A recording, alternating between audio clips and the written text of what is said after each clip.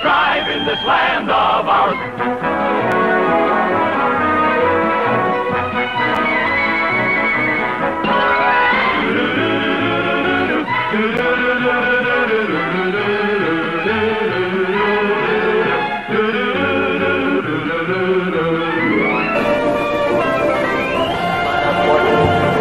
Hello, Canada hockey fans in the United States.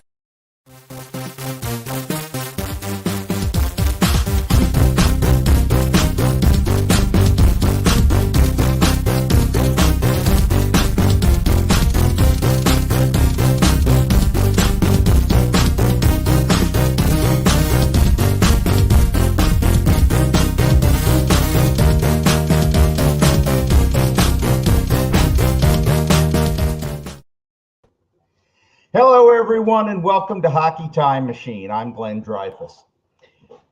You know what this is? Yes, it's a yellow box. Very good. But you know what also? This is my stash of hockey cards that I rescued from the garage. Let's see what we have in here. Oh, we have a Ross Lonsberry. We're going to tell a really good Ross Lonsberry story later on. For you Leaf fans, Lanny McDonald. From my favorite team, the Capitals, Ivan LeBray. He really had the flow going, didn't he? And from This Doesn't Make Sense, this is Al McAdam and Bernie Wolf. This is Wolf, but it says it's Al McAdam, and they've painted on a Cleveland Barons jersey. This is McAdam, but it says it's Bernie Wolf, and they've painted on a Capitals jersey. And also in the category of what's going on here, here's my Bobby Orr Blackhawks and my Ed Jockerman Red Wings. Okay. Well, that's enough about my collection. Let's talk to Ken Reid. Ken is kind enough to join us now. Ken is a familiar face to sports fans across Canada, the co-anchor of the primetime Sportsnet Central program, oddly enough, on Sportsnet. He's also written two very well-received books on hockey cards, which are Hockey Card Stories and Hockey Card Stories 2. This time it's personal. I might have done my own writer's embellishment there. But in any case, Ken, thank you very much for joining us. You're welcome, Glenn. I love that Al McAdam, Bernie Wolf era. Surprised there weren't more of those ones in the 70s because everybody had long hair and a mustache. So I don't know how they got all the guys straight. I guess they didn't. No, they didn't. That's exactly right. They did. So there's a one-word answer I've heard you give for your interest in hockey cards, and that one word is romance. Yeah. So for people that haven't been bitten by the card collecting bug, how do you explain that? I guess, yeah, I'm a hockey romantic, but I guess it got me because when I was a kid, I grew up in rural Nova Scotia. There was one game on a week. It was the Hockey Night in Canada game on Saturday night. And the only access I had to NHL players was from that one game on Saturday night, or the odd highlight that would be on the 6 o'clock news the next day showing Montreal beating, say, Toronto the night before. I was an ardent subscriber to Hockey Digest, not the Hockey News back then, but I was a Hockey Digest guy. And the other access I had to players, the most affordable one for a kid my age, was through a 25-cent pack of hockey cards. So if I wanted to know all about Wayne Gretzky or Guy Lafleur, I would go and try my luck at the canteen at the Hector Arena or Bob Naylor's store, and I'd buy a pack of cards for 25 cents. And I'd get those cards, and I'd devour them. I'd devour all the information on the back, the hometown, the birth date, the junior team, the stats, sometimes a little bio, that would say, Tom Fergus owns 2 German Shepherds. I remember that when he played for the Boston Bruins. And that was where I got my hockey info. And I think I would say romantic because I look at the game through pretty innocent eyes. Of course, that changes when you get older, but I still like to look at the game through the eyes of a kid. And I think originally that's what hockey's for, right? It's for fun. We get the business side as we get older. But yeah, when I think of hockey as a kid, I think of the one game on the Saturday night. I think of packs of hockey cards, and it was a great time. And as I got older, things changed. But when I sit down with my cards, sometimes I just go back to how innocent the game used to be to me, and that's how I still like to look at the game. I'm not a fancy numbers guy or anything like that. I like to watch the game the same way I did when I was a kid. And for me, I love a good storyline. I love the story of Wayne growing up in the backyard, working with his dad on his rink. That seems a little romantic to me. So that's where I guess where my hockey obsession comes from and my card obsession comes from. To that end, here's what you've said about your favorite kind of hockey cards. I'll take that huge box in the corner that you don't even look at, the so-called common cards. They take me back to my childhood. I'm talking about huge sideburns, male perms, mullets, mustaches, style, and occasionally horrible airbrushing. These cards have stories. They help define an era. So it still does it for you, huh? That's exactly the box you have. That's the box I want to dig into, that box you opened. And I mean, the Bernie Wolf, Al McAdam thing is a perfect example of the cards I love, right? No one's going to pay you millions of dollars for those, but each card has a story, and they're all little pieces of hockey history. To some people, they're a lot of money, and don't get me wrong, I buy and sell cards as well. But there's some that are not worth more than a quarter to some people, but I just love them. And whenever I go to a card show, everyone always says, well, what are you looking for? And I say, I don't know, whatever catches my eye. And that's true. I know you had Ross Lonsbury come up right away, and as soon as I saw the Ross Lonsbury card, I chuckled, and I thought of the Rogie Vachon card, and you mentioned we might tell that story later. We will, because we have audio visual help on that one. But the first thing I want to show is you. You and brother Peter had quite the write-up from the local newspaper in Halifax back in the day when you were still a teenager.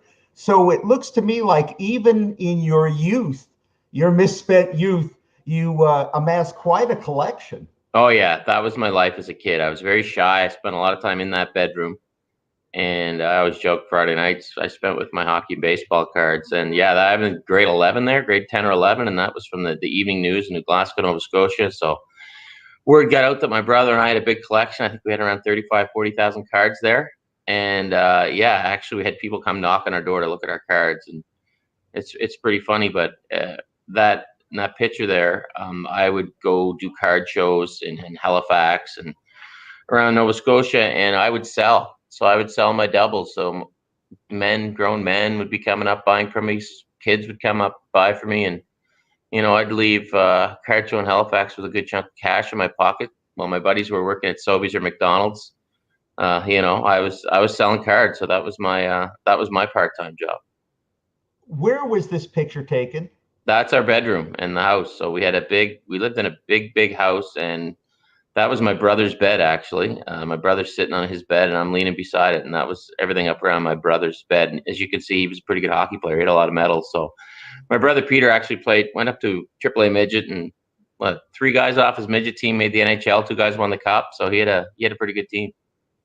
The reason why I asked where it was is it looks like you're in a memorabilia shop. Yeah, our bedroom actually looked like one. So yeah, it's funny you say that, but we had display cases up everywhere. So that's just a small corner of the bedroom. And I mean, it's funny that we took pictures around Peter's bed, because Peter was, as you can see from the picture, into the newer cards. There's a lot of cards there from 1989, 1990. I was into the older stuff. So if they flip that around on the other side of the room, all my cards are a lot older than Pete's. But that was the beauty of our collection, is he had all the new stuff, I had all the old stuff. How big is your collection today, or do they not make numbers that high? Oh no, I've met plenty of people whose numbers would put my collection to shame. I probably have, I would guess, in the neighborhood of 50 to 60,000 cards, but I have friends that have, I have a friend who just bought a collection of 800,000 cards off a guy. So his wife's a lot more understanding than mine, and my wife is very understanding. But our linen closet is just cards. So my wife's very, very cool. And today she made me move a bunch of boxes of cards off her dining room table. So she's very understanding, but too many for her, not enough for me. Put it that way. So where did the linens go? They go under the TV in the TV stand, which is kind of weird. Of course they do. Yeah, that's weird. Well, now that no one collects DVDs or VHS tapes, right? There's room in there, so it's all good, Glenn. You like to categorize cards, as we talked about, best mustaches, best mullets. I mean, if there is such a thing. Yeah. Best goalie masks. What are some of the other categories that you like putting your cards into? Error cards, things like that. I just love that when you look at a card, it defines an era. Like, I love some of the old buckets guys wore. Like, when you watch a game now, everybody has the same helmet, right? Back in the day, half the guys had helmets, half them didn't. Those who did had different kind of buckets on. Everybody, I think, loves goalie cards. I mean, I love looking at those old Greg Harrison masks designs from the 70s and 80s. They're just fantastic, just beautiful works of art, and they're captured on hockey cards. But yeah, I mean, error cards, bad hair, airbrushes, now with. I always love the now with. After a trade, OPG would stamp the now with on a card. I always liked those. I remember a Bob Mano one, now playing in Italy. And as a 10-year-old, I thought, what is that all about? What's he playing soccer? I mean, I didn't know there was pro leagues in Italy, right? He might be playing the violin for all we know. Could have been. But yeah, I used to love those ones. I love your segue. Thank you, because you mentioned the goalie cards, and we're going to get into the cards now. Beautiful. With John Garrett, because you called this the almost perfect hockey card, the one on the left. And tell me why you think this is the almost perfect hockey card. Yeah, I mean, to me, that card epitomizes everything about an 80s goalie. Johnny's stand up. He might be going into a 2-pad stack there. He's probably just taking warm up. I love the colors. I love the fact that the colors on his mask and uniform match the colors on the border of the card. So I think it's perfect that way. Actually, he's probably not taking warm up because it looks like sort of the defenseman diving in front of him. So yeah, to me, it's almost perfect because that epitomizes the era. The uniforms, the big DR pads, the brown glove and blocker, the Vic goalie stick that weighs about 15 pounds. And then, of course, Cheech has the mustache and the towel around his neck, which every 80s goalie wore when he was the backup, which is evidenced by the 85-86 OPG as well. But yeah, I just love that hockey card. And I also love, if you look at the card, there's this weird thing behind John that you can see, which you can't see behind goalies now. It's called the net, because back then the goalie equipment was a lot more streamlined the way it should be now. But that's that's for a different podcast. That's a whole different kettle of fish. Okay, now the card on the right is not almost perfect, because it says now assistant general manager. What's wrong with that, Ken? Well, what's wrong with that was John never became the assistant general manager of the Vancouver Canucks, and I love that card of Cheech. So in my first book, I didn't know a lot of the guys I reached out to, but so I reached out to Cheech because he's one of our Sportsnet analysts. Thank you. And he's such a great storyteller. So I wanted to know why it said now assistant general manager. So the story was it was a pretty crowded Vancouver crease that year. So John was going to retire, and Harry Neal said, "Well, I'll make you the assistant GM." John said, "Sure." But before everything went through, I think Harry ended up losing his job, and so John never became the assistant general manager. However, it did end up on a hockey card. And for years, I mean, it was on his Wikipedia page that he was once the general manager of the Canucks. I'm sure it came from this hockey card. So I just love that. So I guess technically that's an error card because that never happened, and just a great story behind it. And and when you talk about cards, you talk to a guy like John, he's got so many stories. So, like the towel on the card. So I'll say, "You're obviously backing up that night." He said, "Yeah." I said, "So what's your best backup story?" He'll end up telling me a story about how he was on the bench in the Colisée in Quebec eating a hot dog. He'd hide it under his pads because he's losing his pads up. And Dan Bouchard came storming out of the net, and John's halfway through his hot dog. He goes in, he plays the final 10 minutes of the third period with a hot dog stuffed down his pad. So, you never know where a hockey card can take you as far as stories go. That's a player I can relate to. Yeah? Well, at least the hot dog part. Yeah, exactly. Yeah, it humanizes it, doesn't it? Yeah. So you've mentioned that these are bits of hockey history on cardboard, and Jacques Plante is a good example. What does this tell us about hockey history? I mean, how many people really know that Jacques Plante played for the Edmonton Oilers? I'm sure a lot of us do because we're hardcore hockey buffs. But I mean, I showed that card to my brother maybe a year ago, and he had no idea. I mean, that's the WHA, right? Like some older guys came out of retirement, like Jacques, and so Jacques Plante played for the Edmonton Oilers. Who knows? I mean, he looks like he's 108 there. He wasn't, but I have a theory about how guys used to look old. And then, I mean, then you got Bobby Orr's rookie card. That thing is just soaring in value. It's crazy, and I mean, he looks like a kid there because he is a kid. I love that Orr set because I mean, it's hard to get that set in top grade because of those brown borders and the quality of the cardboard it was printed on. But to me, yeah, that's hockey history. I mean, young Bobby Orr and old Jacques Plante. I mean, I don't think a lot of people know Jacques Plante played for the Edmonton Oilers. And I guess they were just earlier than that. They were just the Alberta Oilers. So, and I love those that Edmonton brought those uniforms back, by the way. If I'm right, and often I'm not, I think Plante actually coached the year before. Yeah, he did. Came back to play. Yeah, he was coaching, came back. So I mean, that was a wild time, right? And that's why I love looking at those 70s cards too, right? Because the WHA comes along and just changes everything. Just a massive curveball into the world of pro hockey. And I think that Jacques Plante card really sums that up, right? I mean, coaching, playing all over the place.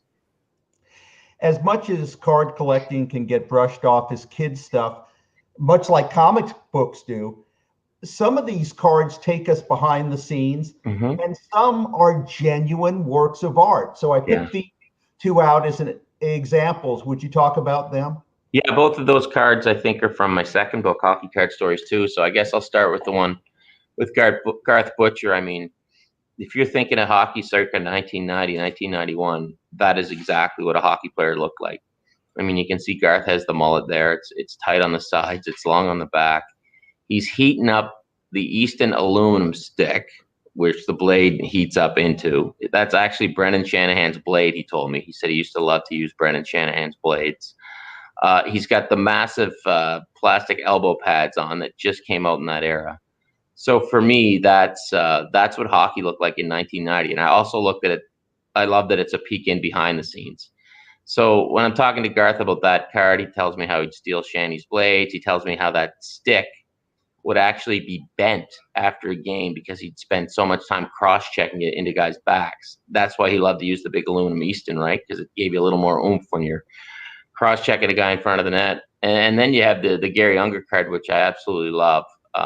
I mean, I look at that photo and that's just an amazing piece of photography. So when I'm going through cards and I'm saying which ones do I want for my book, I go, man, I'd love to get the story on this card. And actually ended up playing with Gary at Road Hockey to Conquer Cancer, and he told me all about that one. A guy actually came up with him to get it to sign it, and I interviewed him on the spot about it. It was taken by an SI photographer who lived in St. Louis, and it was after practice, and he actually asked Gary to go in and get his new uniform on, because he wanted to try out a new lens on his camera, and they tooled around with a bunch of different angles, and they came up with that. So, I mean, that's just an amazing piece of photography. And you look at the difference in gear from the two cards, they're clearly from different eras. I mean, Gary's reeks of the early 70s and Garth's reeks of the early 90s. And I just love that when you look at those cards, it just takes you back to a place in time. Other cards just cry out for an explanation. Yeah, they do. A and B here are Cam Russell's broken nose and a Dino with a rhino.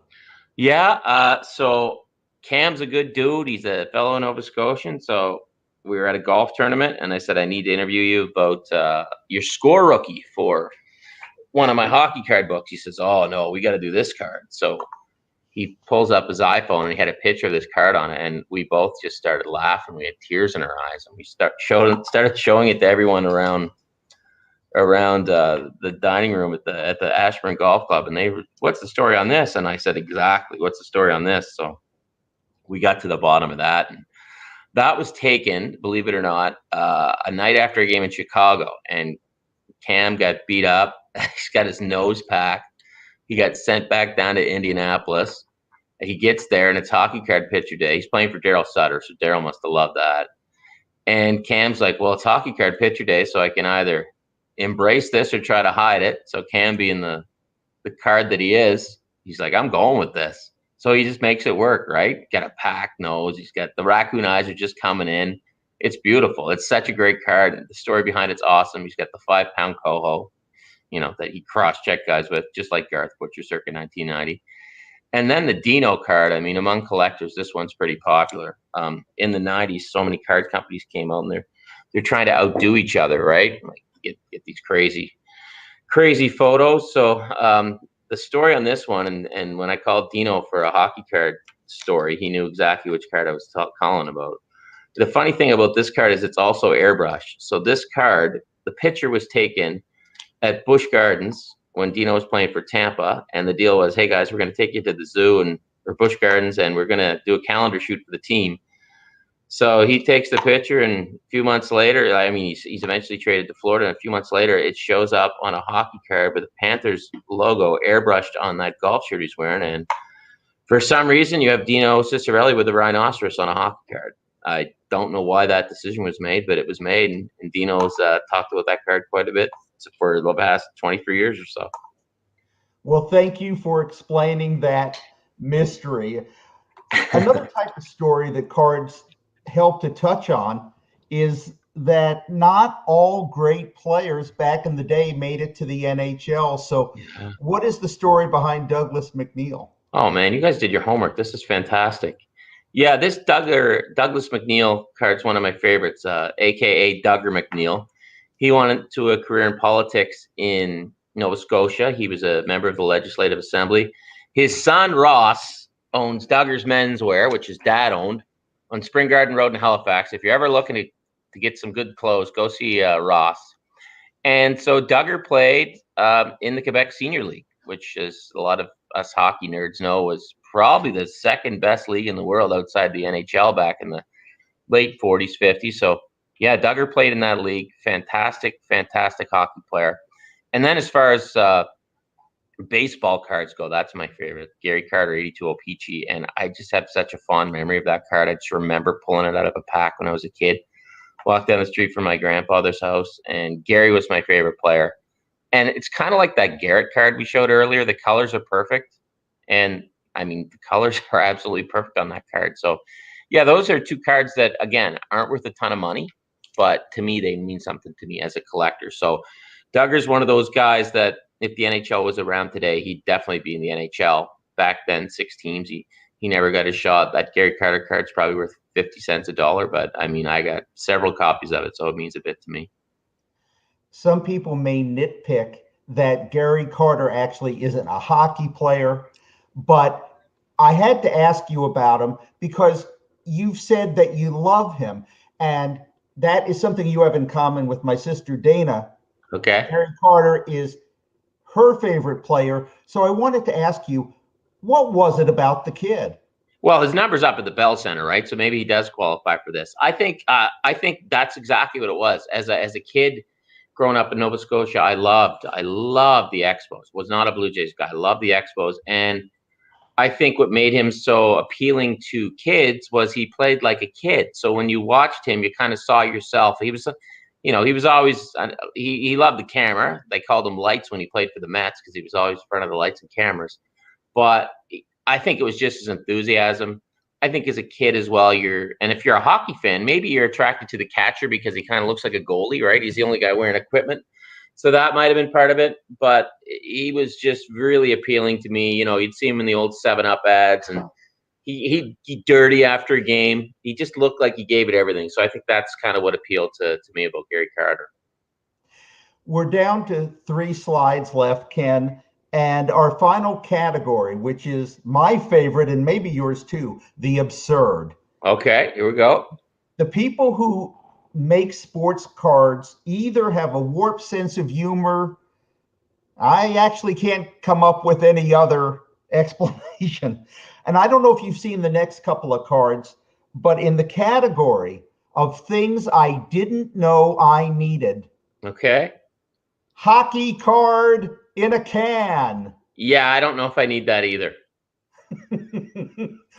What? Do you have any idea what that is? Both of these cards, if you want to call them that, just epitomize the craziness that was the 1990s, right? I mean, hockey cards boomed. The prices the companies were playing to the league boomed. The PA and the league started making a lot more money off their faces and off their emblems. And basically, companies, Pinnacle, which is Score, and Studio, which was owned independently, I believe, they couldn't basically make enough products. So they just started cranking out images on everything, and apparently in everything, because a hockey card in a can, first ever hockey card in a can, okay, if that's what does it for you. So yeah, I mean, that screams of the 1990s. It screams of the overabundance of the junk wax era. And yeah, the companies put a dent in what was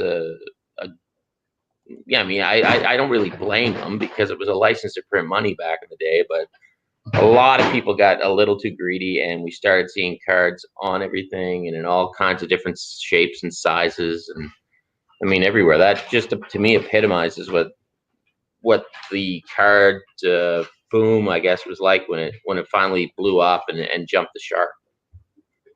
Now, as promised, Ross Lonsberry. And Ken, I know two heads are better than one, but not on the same body, right? Yeah, that is Jeff Merrick's favorite hockey card. Ross Lansbury, Rogie Vachon. I think Jeff was the first guy to tell me that. Well, it's pretty obvious looking at Rogie that it's an airbrush, but Jeff, I think, was the first guy to tell me that it was on Ross Lonsbury's body. So yeah, Rogie's traded to the Kings after the Ken Dryden Cup win, and somebody decided to put his head on Ross Lonsbury's California tan body, and that's what you got. And Rogie was kind enough to talk to me about that card for one of my Hockey Card Stories books, and he gets a huge kick out of it. He says it still shows up in his mail all the time. He laughs every time he sees it, and I got to say that's one of the best things about talking to these old players about these cards is they all get a sense of humor when they're talking about it. And the other one's Ken Linseman. So Linseman wins the Cup with the Oilers in '84. But he's playing center. There's obviously a lot of center depth in Edmonton with Gretzky and Messier. And Kenny is traded to the Boston Bruins straight up for Mike Krushelnyski. But what makes the card so special to me is not only is he traded for Krushelnyski, but they put Linseman's head on Krushelnyski's body. And if you know anything about Ken Linseman and Mike Krushelnyski, there is a huge difference in size. So Kenny grew about 4 or 5 inches there. So that's the story with that one. And Cruisers told me that him and Linseman have done signings together, and they both signed that card. And Ken signs on the bottom, and Mike signs on the top. I always thought it was impolite to put your head on someone else's body while they're still using it. Yeah, you would think, but I mean that was I guess when I talk about being a card romantic, they were so innocent then, right? Those cards. I mean they're not doing that now. The photography on cards now is it's so good. And back then, in some cases, it was so bad it was good, but at other times it was so good as well. And we close with this. You have this wonderful term you call crayon art. Yes. Paint overs were all the rage in the 70s, but outrageous would be a better description for what they've done to Mel Bridgman. Yes. You talked about buckets earlier. That's a bucket. That's a bucket. That's the Peter Klima special. I actually tried to get in touch with Mel Bridgman for that 83-84 OPG. No luck. Could not track him down. And I guess, Glenn, what's so amazing about that is because of that helmet, you overlook the mustache, the missing teeth, and the crayon job they did on the uniform as well, right? I mean, you don't even look at the uniform because that helmet is just so damn good. It's amazing. And then the Clement, I mean, Bill's story. Bill's another terrific guy to talk to. Great broadcaster, great storyteller. And as he said, goes from the Flyers to the Flames and ends up with the dog meat caps. That is one of the most outstanding coloring jobs of all time. He looks like he's got the Wilco catalog shin pads. The uniform is about 500 feet wide. There's no space between his arm and it's the start of the uniform. Look at the tee on the hockey stick tee on the. I mean, that is just beautiful. Right down to the Sherwood details on the stick and the airbrush job on his teammate as well. It's just that's. I mean, that is, to me, that's an incredible hockey. I call this the Salvador Dali of yeah. of hockey cards. It's like a third grade class did a watercolor and left it out in the rain. Yeah, it's like the card makers just said they took it home and I don't want to do this airbrush tonight, and they gave it to this 10-year-old kid, and he took over. But that's beautiful, and I mean, I'd love to know Mel's take on the card. I never got it, but Bill calls that the worst hockey card ever, and he's very proud to be on it. Here's the other offense. It was taken.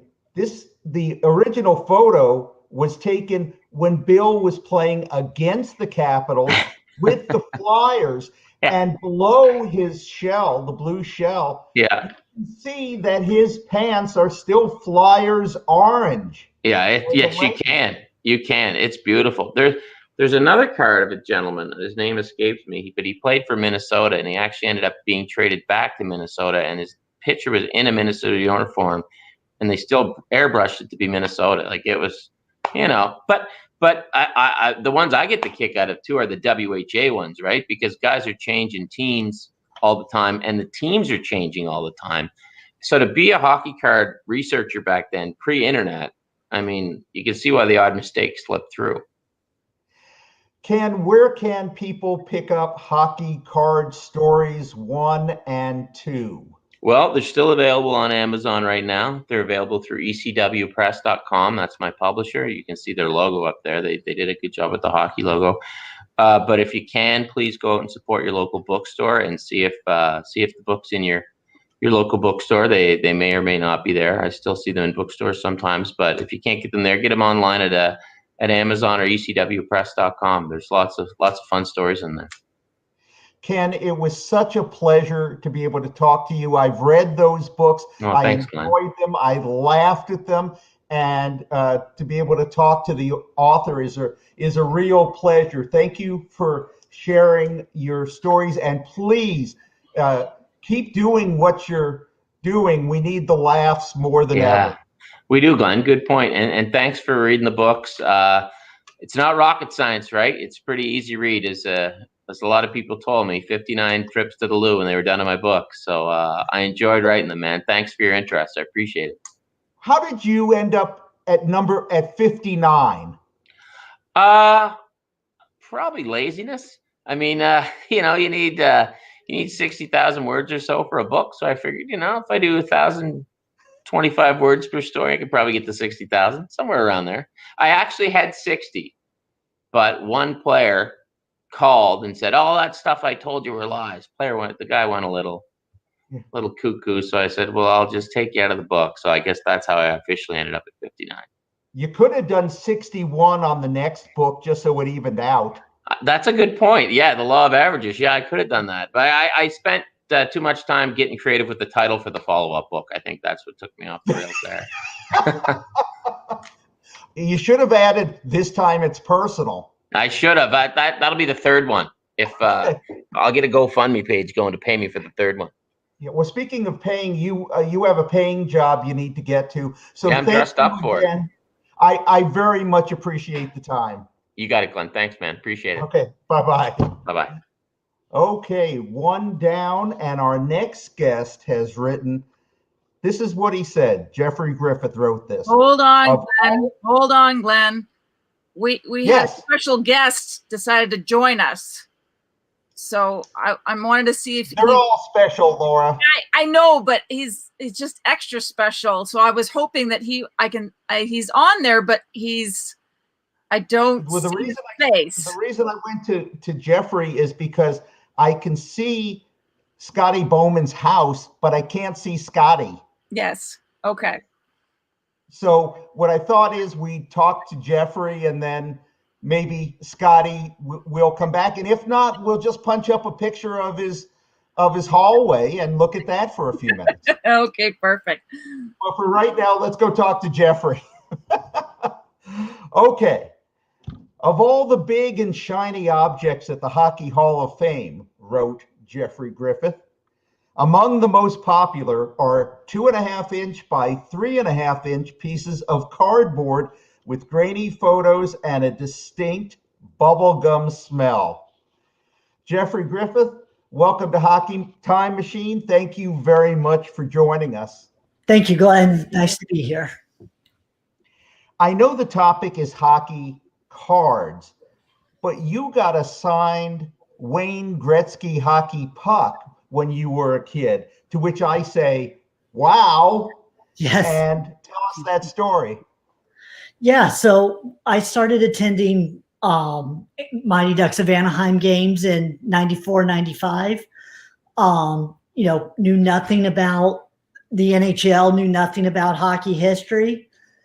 And I was gifted a puck that was signed by Wayne Gretzky. Though a Kings player, I appreciated it, even though a Ducks fan. And that served as the gateway to going through hockey cards, finding cards of this player named Wayne Gretzky, and over time, learning the rich history of the sport.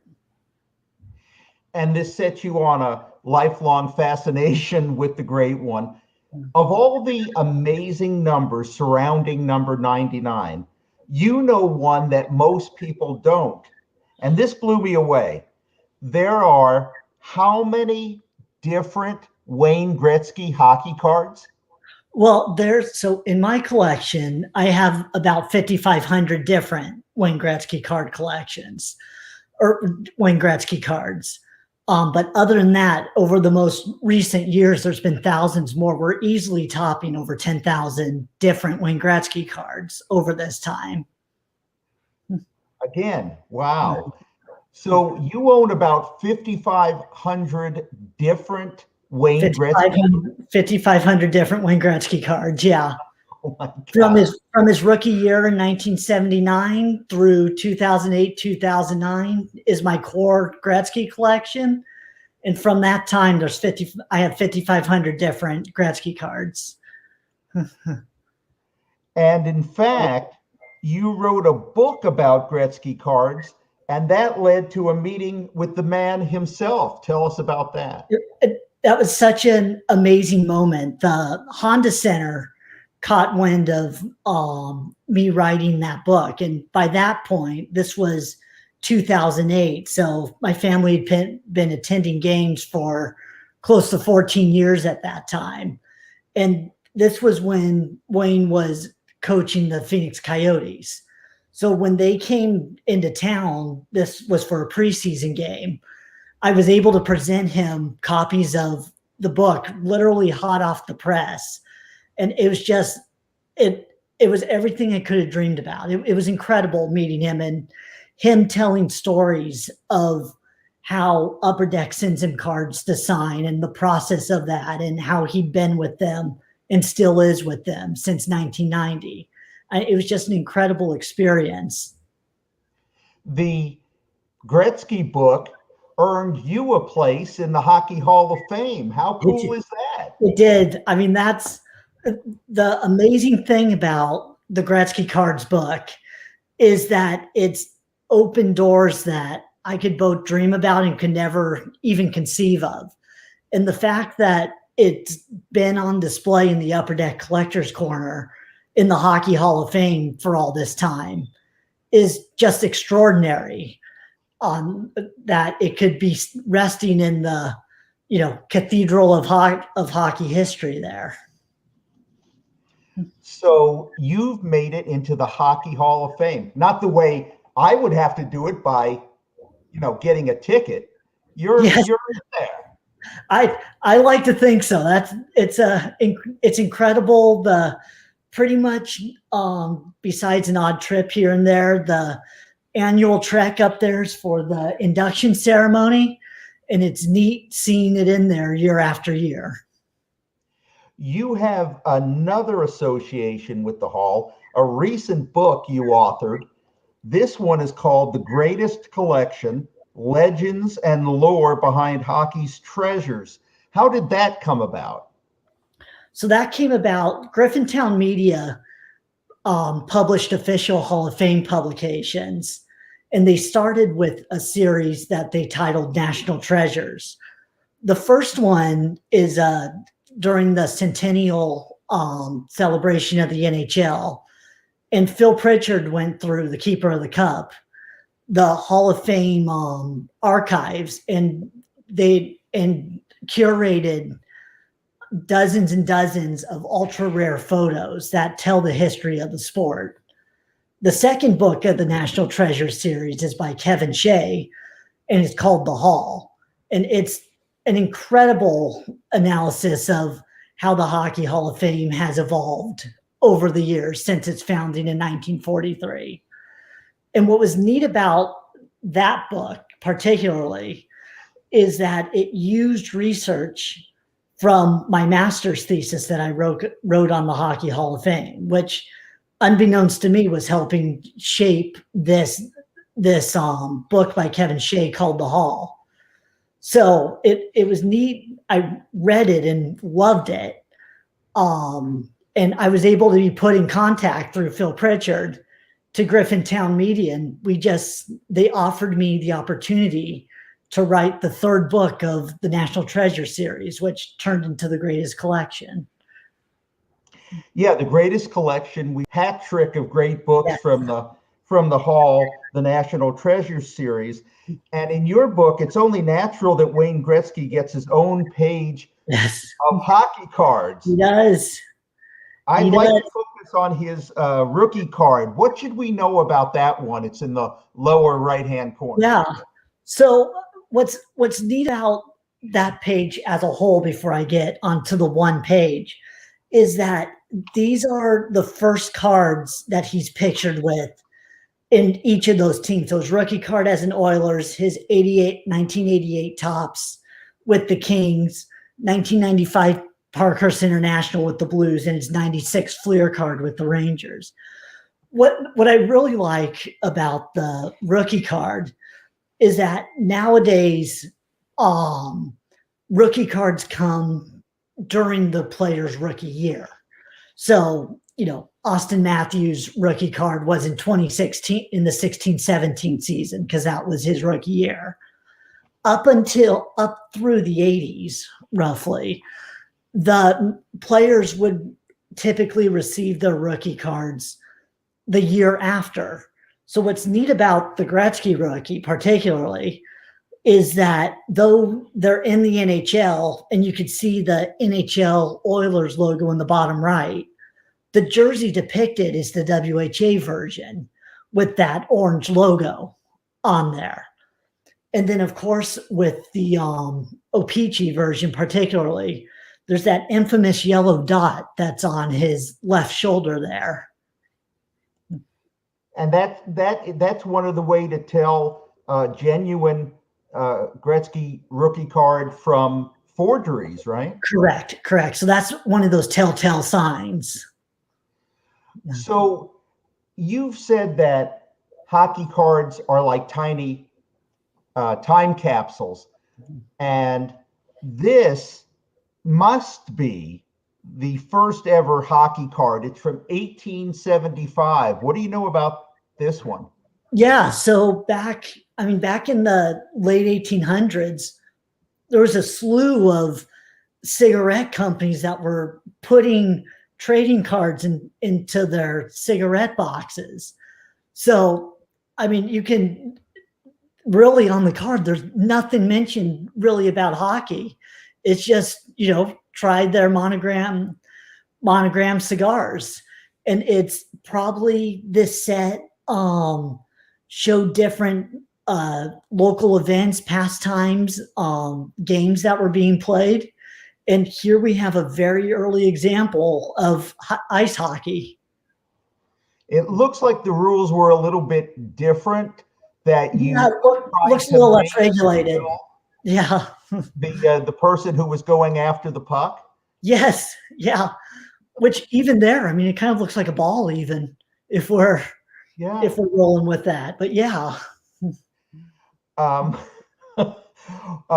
Next, I'm going to show you a picture from the book of a series of cards that are from between 1911 and 1933. Absolutely. What's worth looking at when you see these images?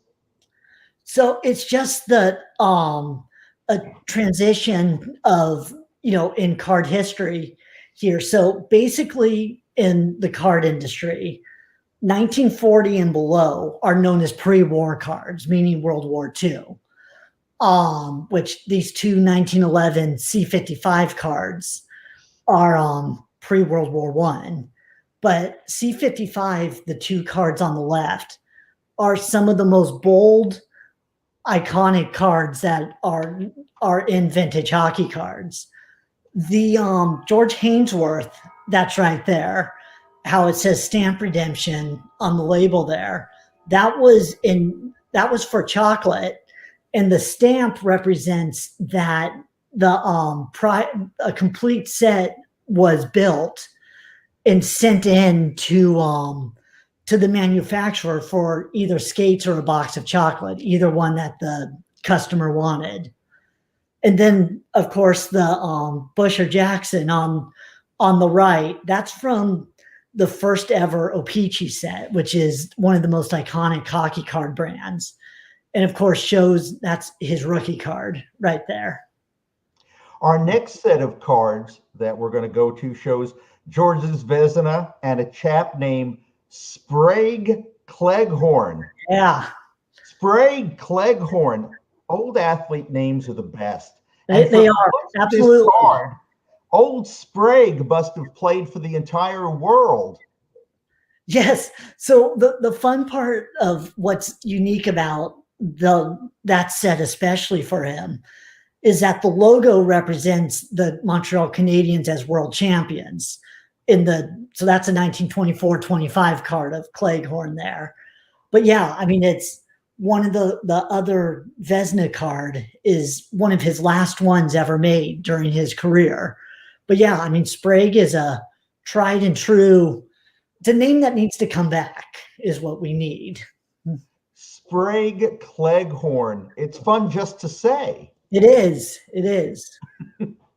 Now, another picture in the book later on, and some of the names, unlike Sprague Cleghorn, start to get more familiar. You have some of the all-time greats on this page. Absolutely. So what's neat about the section you're showing from this book from the greatest collection, is it's a timeline of hockey card history. So here we're starting to enter the late 50s, early 60s. You know, it's a late Maurice Richard card, and then it's Stan Mikita's rookie, Dave Keon's rookie, and a Bobby Hall Beehive. And the colors are becoming a little more dynamic. It's that background on the Mikita especially is incredible on there. And yeah, I mean, it's names that were into the original 6 era at this point. And who, Jeffrey, wouldn't want a Bobby Hull card with him holding a container of corn syrup? Absolutely. We finally understand where he got the energy for those wicked slap shots. Absolutely. I mean, it's not a Dino Ciccarelli level card, but hey, you got to do something, right? You wonder, did he just, go around walking around in his suit with the corn syrup? If they paid him enough, I suppose so. You also have a page on international cards, and we should make the point, hockey card collecting and trading wasn't just a North American obsession. Absolutely. I mean, what's really fascinating while I've been building the Hockey Hall of Fame rookie card collection is that, the Hall of Fame has been very diligent recently in recognizing Soviet era players, and they never had the opportunity to make the NHL. But there's European and Russian cards made of them that celebrate their accomplishments and show them throughout their career. So it's one of those, though these sets are not as well known to us in North America, that card collecting is an international and global interest. Cards, more recently, of course, the sophistication has grown tremendously. Which appeals to you more, Jeffrey, the older cards and their simplicity and charm, or these new ones which are so dynamic? So first, I should say that the Pinnacle Inside cards that were shown during Ken Reid's, I was 11 when those came out, and they're awesome. That came in the can there. I had a complete set of those, so still do. And those cans came in silver and gold parallels, which were fantastic. But that's something, as during my Gretzky for building my Gretzky collection, is that it showing the most modern technology, the most sophistication, autographs, game used equipment, die cuts. But there's something with the Hall of Fame collections, it's trying to bridge that vintage and modern gap there, that, bridging the two worlds there. But like in the scans you showed earlier of the Joe Hall and the Cyclone Taylor C55 cards, it's incredible to see the detail that's in these cards that are well over 100 years old now. Let's close with this, since we have a lot of Maple Leafs fans, Sure. Our audience. Will you do a little show and tell for us? Sure, absolutely. So one of the first Maple Leafs legend, who, even though he started with Ottawa, so okay, let's see how we get the light here. Right? Nope. So this is King Clancy's rookie card here from 1923, and he's depicted as with the Ottawa Senators at the time, but especially with us just celebrating St. Patrick's Day, major force there. We already touched upon Busher Jackson's rookie card here from the first ever O-Pee-Chee set. And what's neat about the O-Pee-Chee sets, I only have two here, but they came in different backgrounds here. So there was blue, green, there's yellow and red as well. So this is Charlie Conacher's here. Then we get into the post-war era. We got Tim Hortons rookie right here from 52 Parkhurst. Then, even though we all associate him with the Toronto Maple Leafs, Johnny Bauer's rookie actually shows him with the New York Rangers since he started there, which is a beautifully clean and crisp card for it. Even though they misspelled his name on the back. Yeah, they did. Sometimes we don't let perfection get in the way of good, right?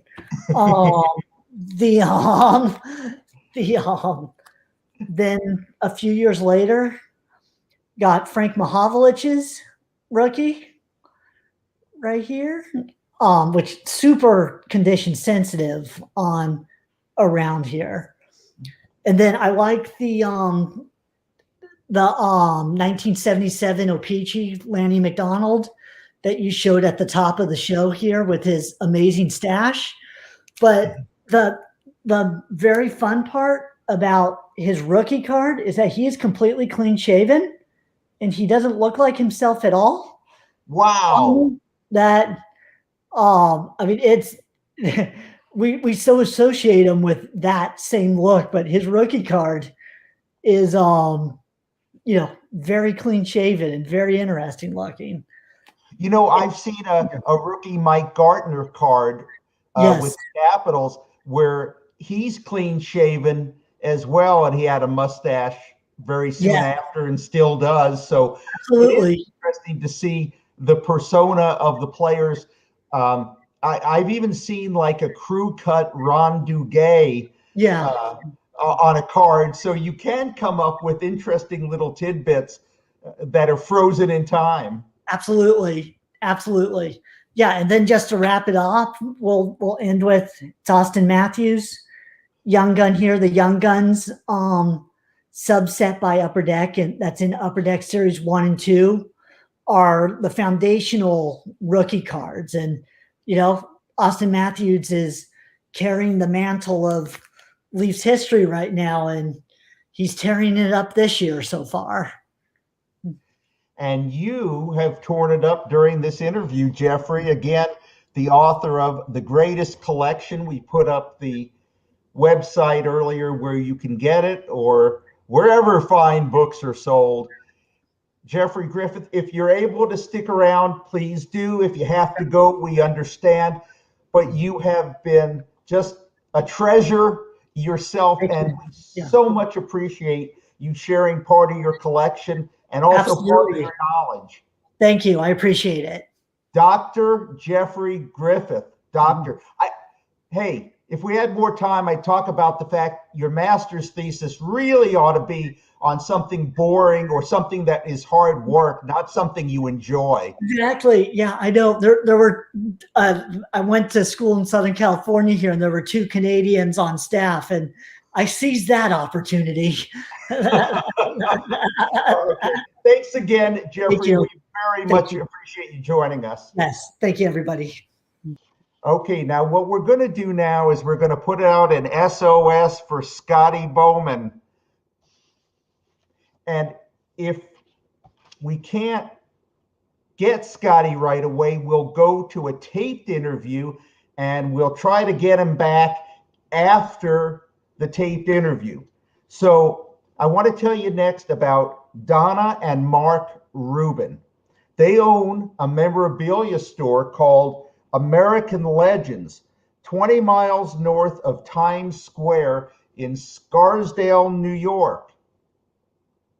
Donna, Mark, you've owned your shop since 1992, but actually your interest in collecting goes back a lot further than that. Tell me about it.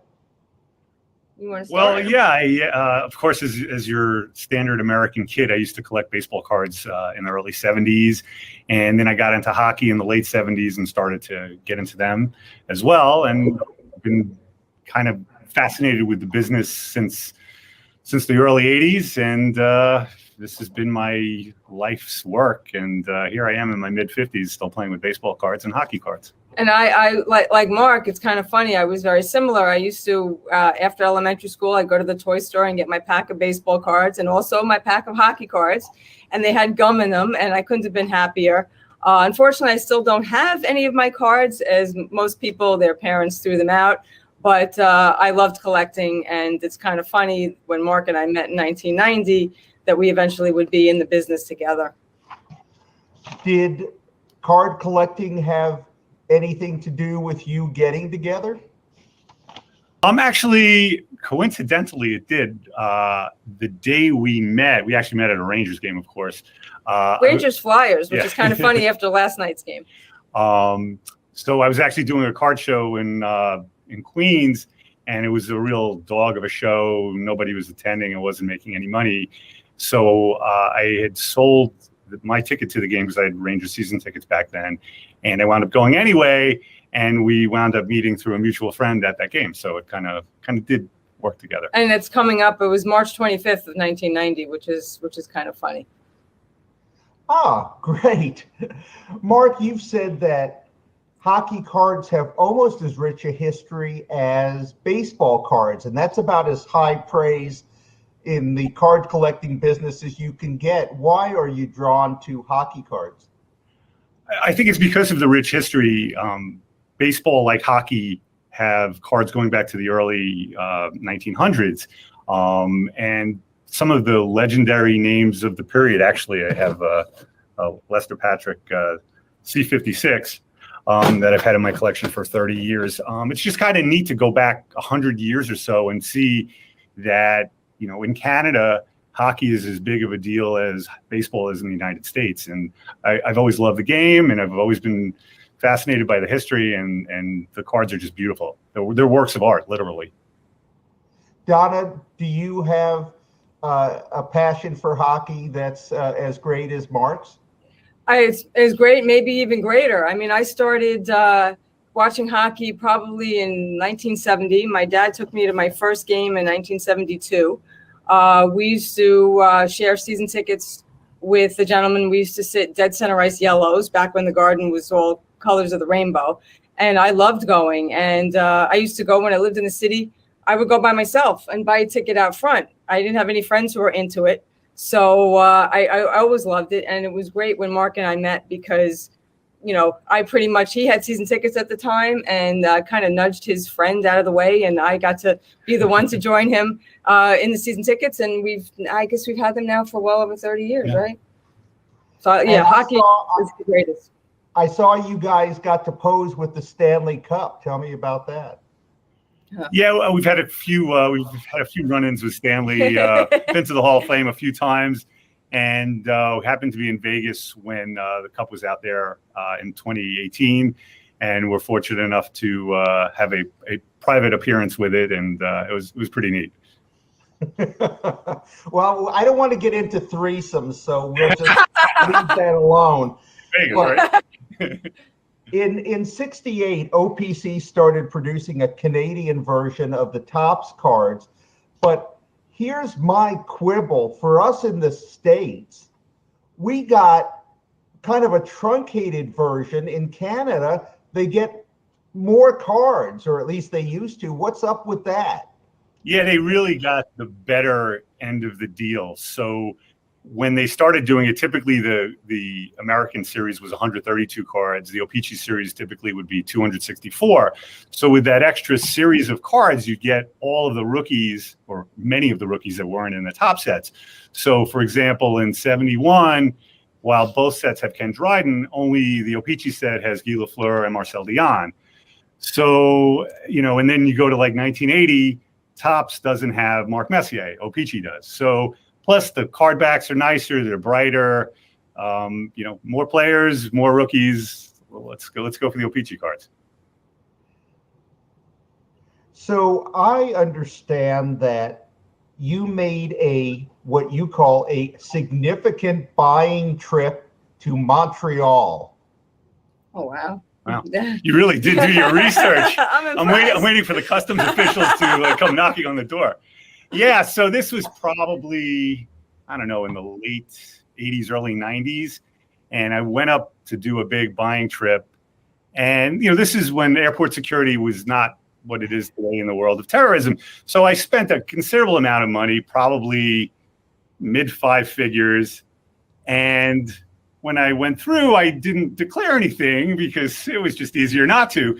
And sure enough, my bag sets off the metal detector. And I'm like, I'm going to jail right now. So the person who is examining the bag opens it up, and there's just a trove of vintage hockey cards in there. And he takes out one of the cards, which is in a lucite holder with 4 screws. And he looks at it and he's like, oh, the metal screws must have set this off. Here, go right through. So I took a deep exhale and came back to the States, thankfully. They also didn't.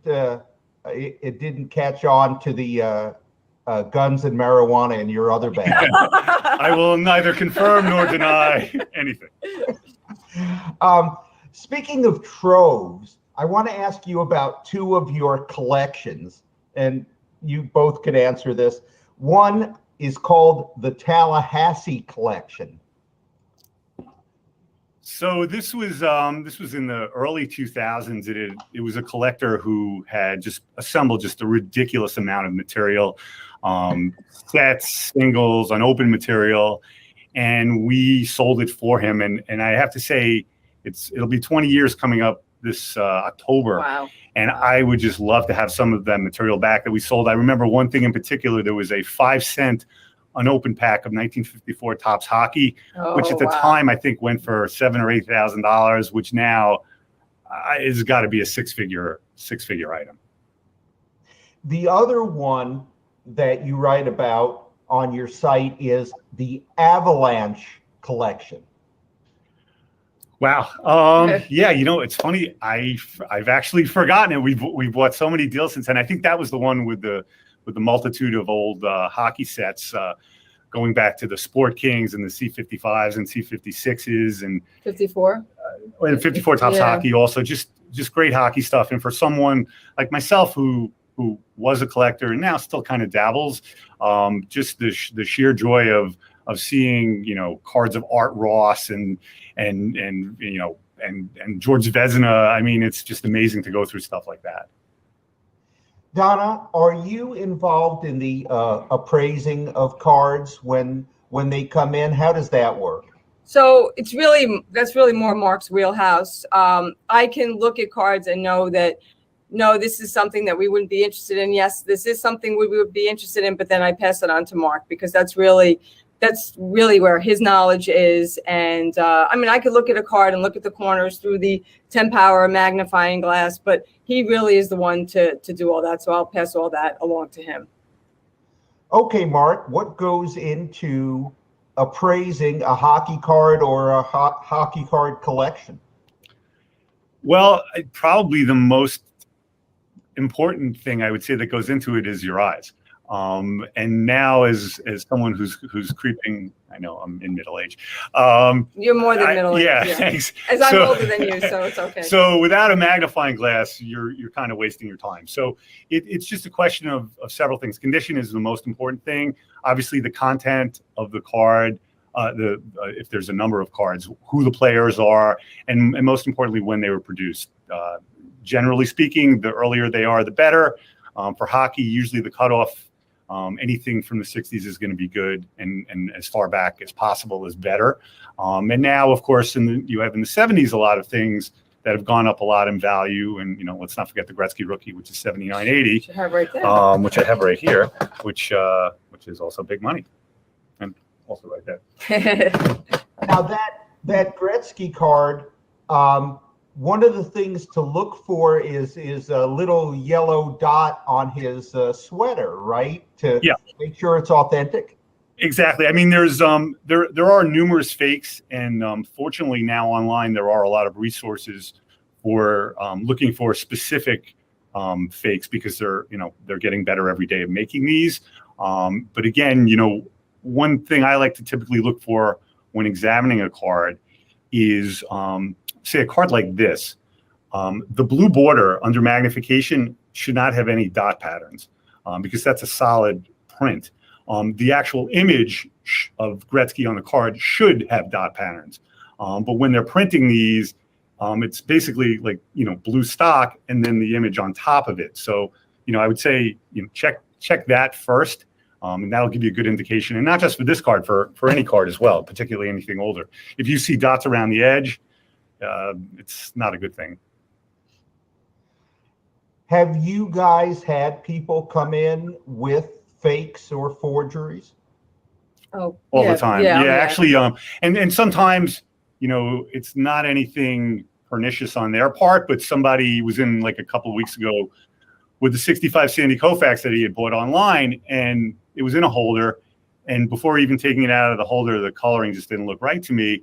And someone with my level of experience, for me, the easiest way to tell something is not genuine is to touch it, because it's really hard to get the paper stock correct on a fake.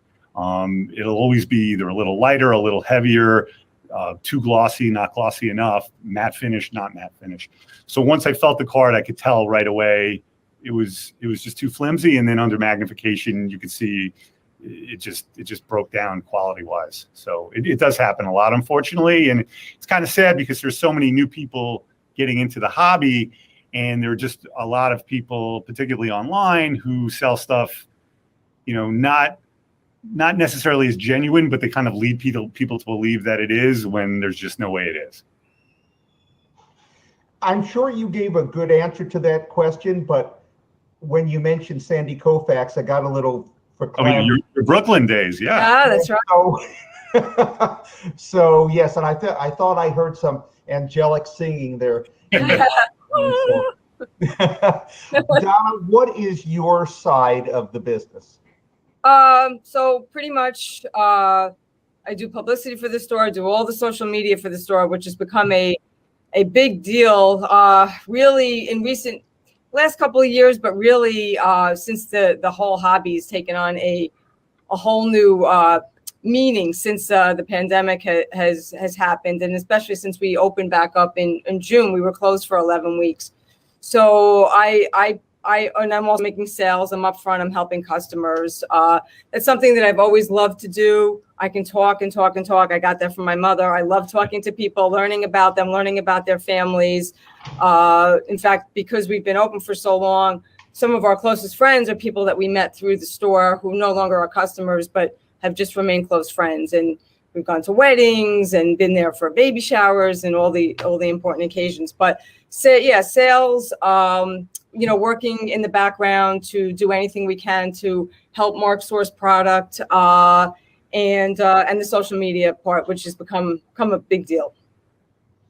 Also, Donna, I heard you say you're older than Mark. So how come you look so much younger? Glenn, dude. Well, I don't know. I guess this interview is over.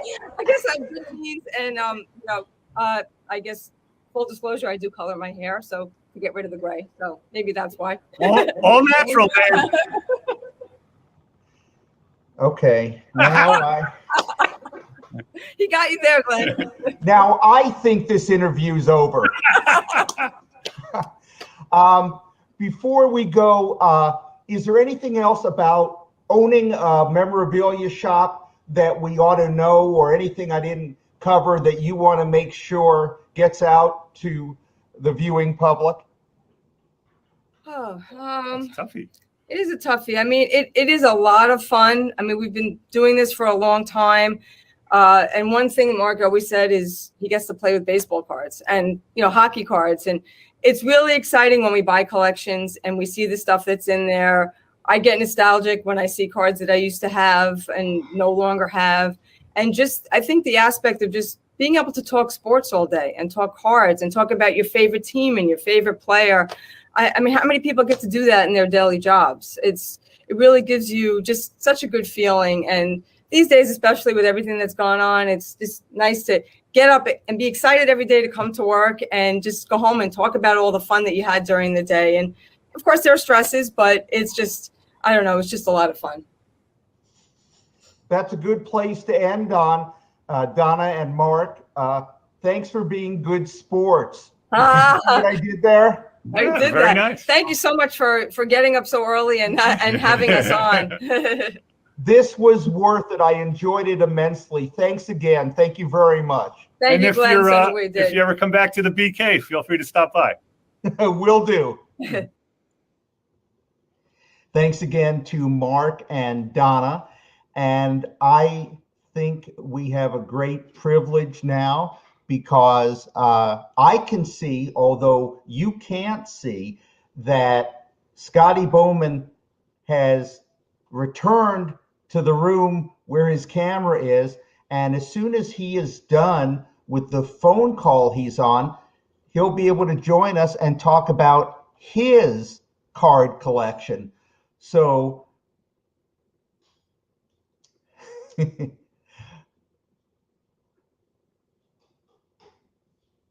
this is really exciting video, isn't it? I wish I'd prepared something. I don't want to sing. I don't want to dance. I don't want to drive more people away. But I also don't want to make Scotty end his phone call early. Oh, let's punch him up here. Oh. Yeah, well, maybe I'll come on now. I'll come on. How are you? Hi there, Scotty. It's our great pleasure. Now, even though I say it's my great pleasure, and we've never spoken before, but I have every reason to be sour towards Scotty Bowman, and here's why. I grew up a fan of the Capitals, and in the first 45 games of their existence against Scotty Bowman coach teams with the Canadiens and the Sabres, your record against the Capitals was 42 wins, 0 losses, and 3 ties. But everything I've seen of you, you are so gracious that I'm not going to hold a grudge, and I hope you won't hold a grudge for that rotten introduction I just gave you. No, I got a good present for you. Hey! A Scotty Bowman Canadiens card. That's not triggering for me at all. But I got, this is a Topps one, but the other one is, I don't know why my card went up for a while and then it stopped, but it's 74. And I know the O-Pee-Chee one, as most cards, in the hockey, you and Ken, the O-Pee-Chee ones always seem to be worth a little more. that right? So Paul sent me a video that I'm going to play of he called it the man cave. Can we play it for you, and you can kind of narrate what these things are? And then when it's done, we'll let you show off whatever you want to show off about your collection. I don't want to show off very much. I just need some advice. So I'm gonna get onto it now. Oh, here's my house now. Yeah. Yeah, I see the grandfather clock with Stanley Cups in it. Yeah, and here's the pool table with a lot of sticks, and oh my goodness, that's from there's my seats from the Montreal Forum. My wife sat in those seats. Here's my Gretzky card. There's my Bobby Orr card. You just missed that. Yeah. There's the President Bush and now Clinton. Yeah. And that's the All-Star teams. Yeah. And there's some sticks in the back, and there's some cards. I don't know what else he's showing now. He's looking at something else. I don't know. That was there's my Stanley Cup miniatures. Yeah. Yeah. And Detroit. And so they were doing a show for a W5. These are my books I kept from my junior days. I coached that'd be in the 60s. And then I got all my expenses. I'm showing them all my trips. Meals and tips, $6, 1961. Gas, $8. So yeah, that was pretty funny. But no, we got started. My sons were teenagers in the 80s, and my one of their relatives was into baseball cards, and that would be about the mid 80s. And then I started to say to the boys, why don't you start in hockey? I can give you some of the up and coming rookies that are going to start in the league. And so we started to collect rookie cards, and I didn't have any of them graded though, Glenn. You know, that's what I think what I want to do now is somebody told me there's a big show in Toronto in the springtime, and maybe go there.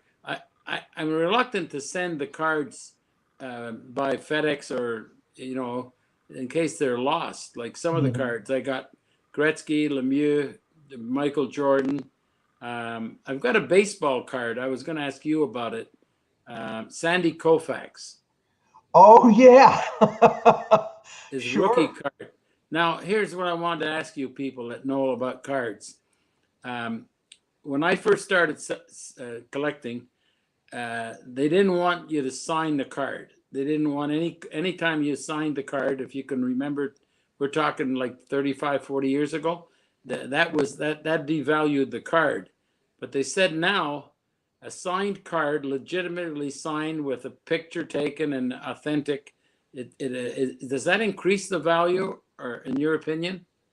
Well, my opinion doesn't matter, but the people I've listened to who their opinion does matter say that you're exactly right, that for whatever reason, there has been a 180 done where right now a signed and authentic signature actually does make a card more valuable, although historically it would actually devalue the card because when it personalizes it, you wouldn't want to Tom, if you're not Tom.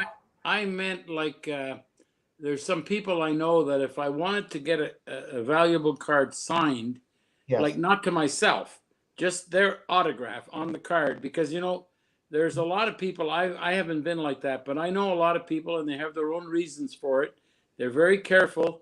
If they ever sign anything, they put it to the person that wants the autograph. They've got a higher value on their signature. I get a lot of fan mail, and I send it back. I mean, I know some of it is probably resold, but you get letters from young kids and that, and I sign them all. And as long as they send me an envelope, to my home, and a self-addressed stamped envelope, I generally send it back, unless I know the guy's bothering me with putting them online and everything. But no, that was what I was going to ask you about. Is like, I know that on the cards, the grading of the cards is crucial now. Isn't that the whole secret? Yes, that's right. In part of the off-camera interview that we did with the owners of the card shop, Mark and Donna, they specifically said that authentic signatures increase the value of the card or whatever is signed. So you'd have to get proof that you'd have to have a picture, you and the whoever was going to sign it, having him sign the card, so you have proof that it wasn't some fake signature. Yeah. Sometimes you can get a certificate of authenticity and have a notary sign it or something like that, that it was signed in the presence of other people. There's other ways to do it, but yes, you have to have some proof. Well, it's been a lot of fun. I got a lot of memorabilia, and my kids are involved. It's theirs, really. A lot of it's theirs, but they haven't taken it away from my basement yet. You know how they are. They want you to keep it, so I'm fine with it. I keep it for them, and there's going to be some nice cards in there. I've got the Miracle on Ice USA team signed by all of those players. I've got the 1972 the Summit Series, the Team Canada, and I got an autograph set of that. And so I've got some good. I got some good cards in my collection that I know are going to be valuable eventually for whoever ends up with them. So it's I haven't done it. I haven't really collected much, as you could imagine, Glenn, after the early mid 80s or 87, 88, when they started flooding the market, is when I got disinterested. And I also if you had to run out of the house and you could only grab one or two items, what would you grab? Oh, I mean, the Bobby Orr card. I got two Bobby Orr. I bought them in Boston in the 70s. I tried to buy my own card, and I had a friend of mine when I was in Pittsburgh. He was in a card shop, and every time he went to a show or a flea market, he picked up my card. So I got around. I think I've got 300 of the O-Pee-Chee and 200 of the Tops. Now, how many different Scotty Bowman cards are there? Only one. Oh. Yeah, there's that one that you showed is the only one? Yeah, that's the only rookie. It's a rookie card. Yeah, there it is. No, but I mean in total. Oh, no. Upper Deck has got cards now. Upper Deck had some, a few companies, but as a rookie card, that's the only company that made a rookie card, because they didn't make coaches cards after that. I think they're now back into it, but the card manufacturers kind of stopped, as you know, O-Pee-Chee and Tops and company like that. But yeah, Upper Deck has got some good cards. Yeah. So do players, coaches, general managers, executives, do a lot of them have interest in hockey cards? Is it a thrill to see yourself on a hockey card? Oh, it's a thrill for anybody. I mean, yeah, because you get your own children and then you get grandchildren, and they're into the cards now, as you can imagine. So they like to see any cards they can if they see of their own, grandparents, and they like it. So yeah, I got some good cards that I try to pass along to the young grandchildren.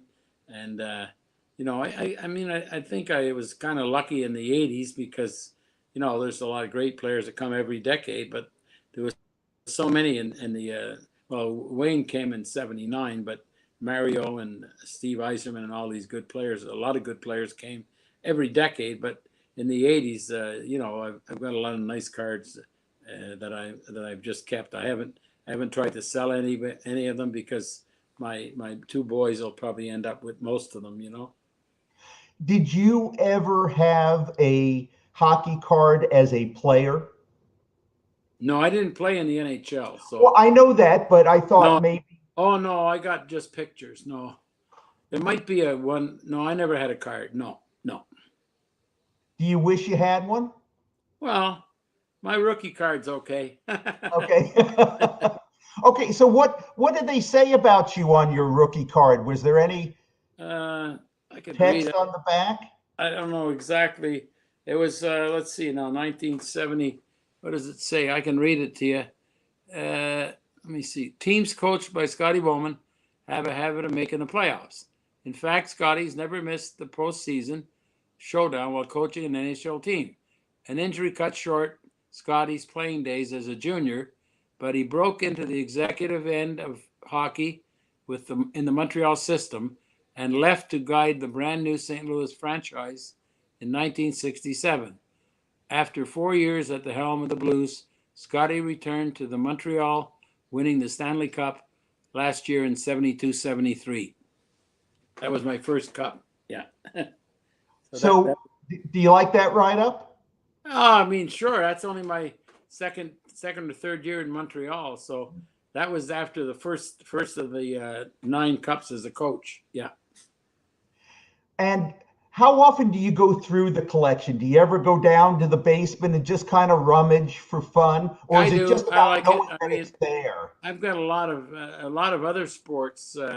You know, I got a beautiful picture of Jackie Robinson playing for the Montreal Royals with M on this cap, and you know, a lot of those kind of things. Letters from the presidents, not just hockey cards, but I've got a lot of other cards too. Some not very many football, baseball. I got some really good baseball cards, of rookie cards mainly. Of you know, I missed on a couple that if I would have known then what I know now. There was a lady had a collection when I was in Buffalo, and I was getting tired of collecting, and I think there was a Mickey Mantle rookie in there. Imagine that, and I didn't. But that 1951 Mantle rookie is that was a bad mistake. I didn't buy all their. Well, they were pretty expensive, the whole collection. But no, I've got I got a good basketball card with Julius Erving. And there's 3 Larry Bird, I think, and Magic Johnson. Yeah, I got that card. Yeah, it's a nice card. It's got all 3 pictures on it. Wow, it's a basketball card. Yeah, so that might be the best basketball card. Although I got a lot of Michael Jordan rookies, but I think there was quite a few of those printed. You know.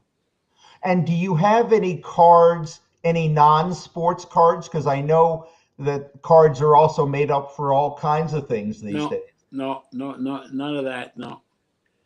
And what do you, besides hockey, what sport do you enjoy? Is baseball one that you follow? Yeah, I like baseball. If I had to pick another sport, I would team sport. Yes, baseball.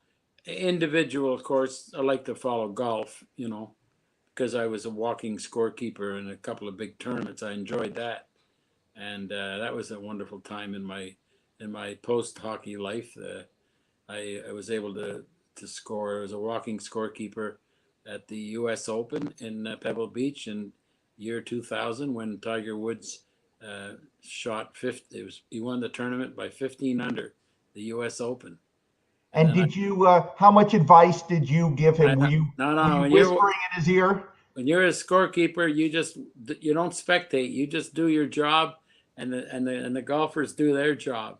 Oh. And I also did Jack Nicklaus's last game at St. Andrews. So how did you get that plum assignment? A friend of mine that was in on the scorekeeping was able to offer me this opportunity. And I went to the British Open in 1995, the first time. And then I went back a couple of times later, 2000, when Tiger won. I got to the U.S. Open. I did another tournament I think it was in Dayton, Ohio. Arnold Palmer, his last competitive tournament. So they're great memories. I got nice pictures of those tournaments, you know. And you know, you mentioned golf, and versus normally in hockey there are 18,000 screaming people. Now, up until they started letting people in, it's been a little bit more like golf, where it's been very, very quiet. How do you contrast the golf athletes who perform with no noise versus the hockey athletes who perform with a constant roar? Yeah, it's the opposite. You're right, but you know, it's such an individual sport, and you're concentrating, and it's so crucial that every, you know, not every shot, but many of the shots are so crucial. And, you know, you got nobody to blame and nobody to help you except yourself. So it's, you know, those individual athletes are special. You know, they probably are different than team athletes, but nevertheless, they've got their niche in sports, you know. So I have to run, Glenn, now, and I wish I had a little more time, but I got something on my plate I have to take care of. Okay. So You know, thanks for interviewing me, and I'll if you need a card, get a hold of Paul, and I'll get you one. Scotty, this is the first time we've had a chance to talk, and as always, you were tremendously gracious, and I will always appreciate it, and maybe we'll even get to do it again sometime. But thank you so much. Yeah, thanks, Scotty. We'll take you to that November sports card show, okay? In Toronto. Keep me in mind, yeah. And go Caps, go! They got a pretty good. They had a pretty good decade now, you know. Now that they don't have to Washington play Caps against playing. Scotty Bowman coach teams. Okay. Bye for now. Bye. Thanks, Scotty. Bye, Paul. Bye. Yeah, thank you. Okay, Paul, Laura, any words of wisdom? Well, that was nice of Scotty to come on. I thought I know where he has to go and I know what he has to do because I was on the phone with him when he came on, and such a nice person to come on and talk about his collection and everything. So I admire him so much. That was amazing. I was going to try to get to some questions, but he's busy, so that's okay. But thank you everyone for sending in little comments here and there. Everybody loves Scotty. Yeah, we'll get him back. Yep. Definitely. Oh, yeah, I'd love to have him when I can just say go and I'll sit back and he can go on and on. But I imagine that he is in such demand that he's always getting pulled in different directions. He's almost Paul Pascal-like in how in demand he is. But not quite, but Scotty takes time to spend time with us, so we appreciate that. So Is it time to adjourn to the after party? That's right. Yes. Okay, well then for those who are headed over there, we will see you there. And for everybody else, thank you for watching this week's Hockey Time Machine. And I'm just going to add one last thing. If you like this video and you want to support us, please click like. And if you want to find out when we're going live again, just click subscribe and the little bell, and then you'll be notified every time we go live. So thank you very much, everyone. All right.